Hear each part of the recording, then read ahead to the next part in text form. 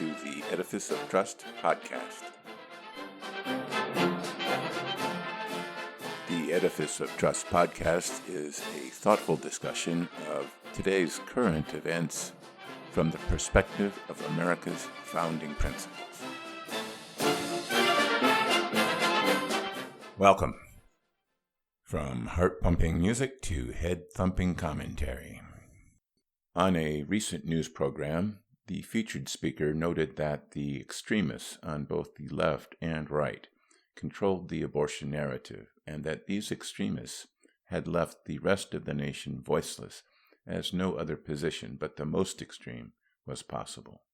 Red and blue states have recently taken these extreme views and passed laws governing abortions that range from virtually no limitations on abortion to virtually making all abortions illegal. The purpose of these outrageous laws appears to be to try and force these laws to be reviewed by the Supreme Court to either extend Roe v. Wade or overturn it. The Supreme Court originally ruled on abortion in 1972 by issuing the infamous Roe v. Wade decision, where the court determined that the Due Process Clause of the 14th Amendment to the U.S. Constitution gave women a right to privacy that permitted women to choose whether to have an abortion. The court further stated that during the first trimester, the states could not prohibit a woman's right to choose, but because the right to privacy is not absolute, in the second trimester, the states could have the power to regulate abortions, and that in the third trimester, states could prohibit abortion, with exclusions to protect the woman's life. The first trimester right to privacy was later modified to incorporate the concept of the viability of the fetus rather than an arbitrary time period. The Supreme Court's decision has pleased no one. Constitutionalists have noted that the justices had to do mental cartwheels to come up with the concept of the right to privacy in the 14th Amendment. And leaving it to the states has led to the current mishmash of jurisdictions concerning abortion rights. The court did not make a philosophically or religiously or even constitutionally justified decision. It was a political decision, but not a very good political decision because it left a painful thorn in the side of our nation ever since. Abortion, of course, is a topic that lends itself to extremism. The issue is, when does life begin? Is it at conception, as many people believe, or is it at the actual birth of the child? Some people even oppose contraception based on the concept that blocking the natural process of reproduction is opposed to the will of God. This leaves an approximately 9-month or 40-week period where the concept of life is in limbo. Abortion and infanticide have been around since ancient times. Women have long been consulting shamans and witch doctors to obtain potions or poisons to get rid of unwanted pregnancies. The tale of Edifice and the legend of Romulus and Remus are based on attempted infanticides. Infanticide can also be found in so-called tournament species of primates, where the new alpha male kills the offspring of his predecessor. We do not know the incidence of abortion and infanticide in ancient times, but the procedures were not unknown or uncommon. Both Galen and Hippocrates addressed the issue of abortion in their philosophy. There is evidence that early Christian theologians believed the Pythagorean concept of ensoulment, which was also supported by Aristotle, where the fetus was not thought to have a human soul at conception, but that the soul was embodied in the fetus later, often at the time of quickening or fetal movement, more or less equivalent to today's viability. The question is, when does life begin? Or more specifically in this case, when does the entity created by the process of reproduction attain rights, the most important of which is the right to life? We cannot fall back on religious doctrine to resolve this question because America is made up of people with many different religions and even no religion. The imposition of one religious belief on non-believers is prohibited by the Constitution. And any philosophical argument can be countered by another philosophical argument to the negative. So how can we extract ourselves from this dilemma? This fertilized egg, the size of a chickpea, as described by one endlessly shared progressive Facebook meme, has a DNA structure different from that of the woman. It is not a part of the woman. If a woman asked the doctor to cut off her pinky finger because she did not like it, the doctor would call for a psych eval. The fetus is clearly an entity different than the mother, but utterly dependent upon the mother. What the woman's right to choose is the right to determine when life begins, because once that fetus is a life, it would be a crime to abort it. When I face difficult decisions of this sort, I try to envision what our descendants in the future would think of our actions today. What would Dr. Leonard McCoy think of such a barbaric practice? Our progressive friends can't complain by this line of thought. They are constantly judging 18th and 19th century policies and the leaders that promoted them by our 21st century standards. So why can't their policies be judged by 24th century standards? Sauce for the goose, Spock might say. And while viability has been pushed back several weeks since Roe v. Wade, given recent medical advances, I can easily foresee viability going all the way back to conception at some time in the future.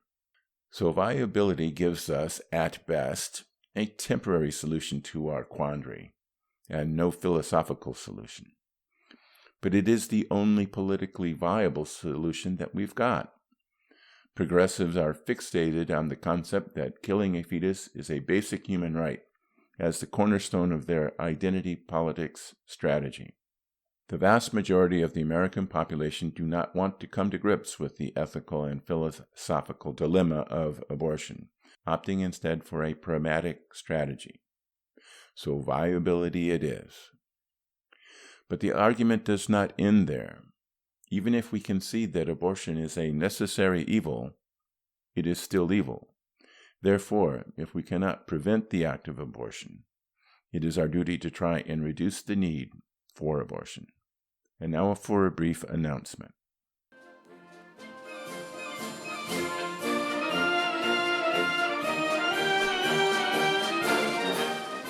Whew!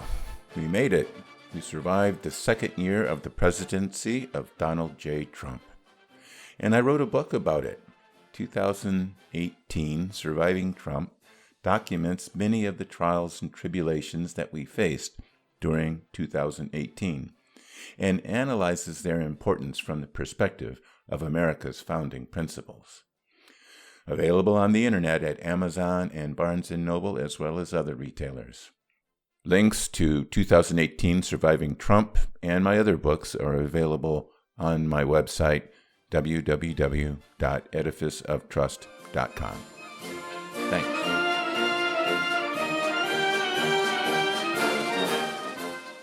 Welcome back. There has been some good news on the abortion front. While in 1990 there were over 1.4 million abortions in the United States, by 2015, this number had dropped to a little over 600,000, a reduction of 57%, and that's with a larger population. And more good news, between 1990 and 2017, the birth rate for mothers 15 to 19 declined by more than half, and also declined for mothers 20 to 24 years. Unfortunately, the number of births to unmarried women has climbed substantially, although most recently it has begun to taper off. To condemn a poor girl to single motherhood and a life of poverty is not a viable alternative to abortion. If pro-lifers and their politicians want to reduce the number of abortions, they need to create viable alternatives that can offer poor girls some hope. Here are a few examples. Chastity.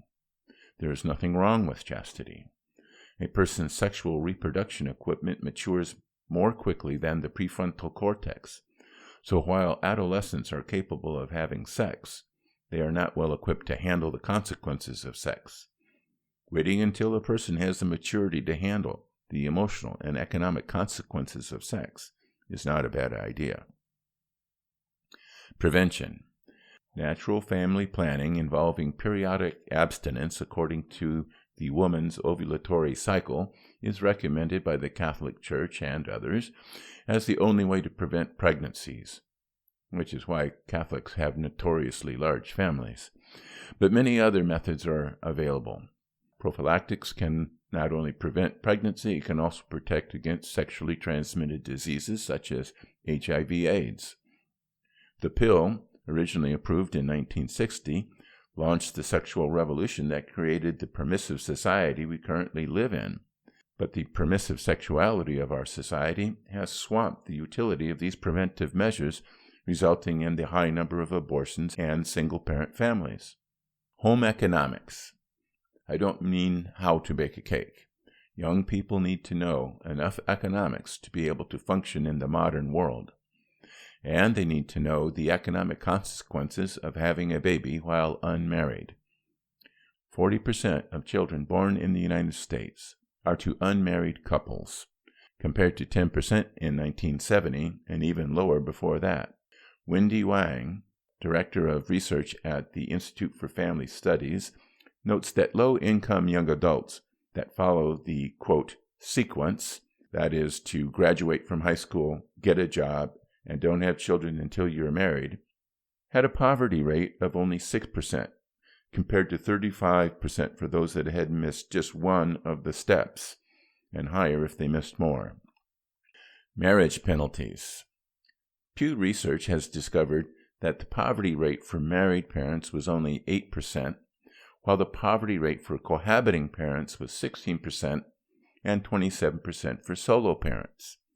It further found that blacks, and especially black mothers, were much more likely to be solo parents than whites or Hispanics. The liberal Brookings Institute calculates that a single mother earning the minimum wage who marries a man earning $8 an hour stands to lose $8,000 in welfare benefits, and while most people in these circumstances don't perform the calculations done by Brookings, they do figure out that they will lose stuff if they get married. With the sexual revolution generated by the pill already creating a cultural shift that de-emphasizes marriage, we don't need the government to give it a further push. Paternity. We now have the technical capability to identify the fathers of children born to unmarried women. What we currently lack is the legal and moral authority to utilize that technology. It may be difficult to accomplish this without violating the right to privacy, of the unknown fathers, but dumping the burden on the unmarried women as well as the taxpayers is also unjust, so a way should be found. We have a lot of reasons why there are so many abortions and so much poverty in single-parent households. Many of those reasons relate to a cultural shift that has been promoted on the movie screen and music videos, but that has been a disaster for poorer communities. Is the reason for entrenched poverty and rising income inequality due to a cultural shift away from personal responsibility, the demeaning of middle-class values, the unintended consequences of government policies, and a rising sense of victimhood, and not due to the greed of 1%ers?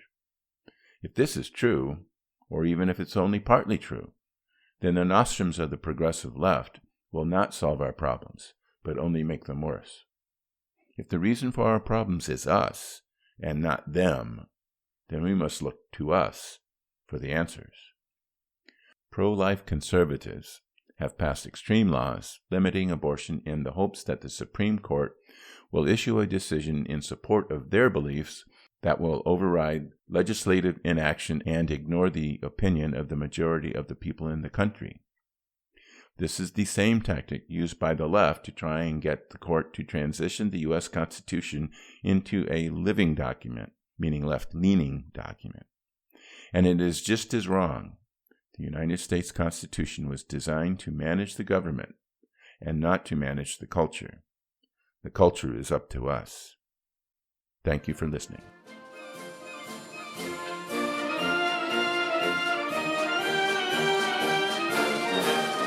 Thanks for listening to my podcast. If you would like to hear more Edifice of Trust podcasts, please don't forget to subscribe. Thank you.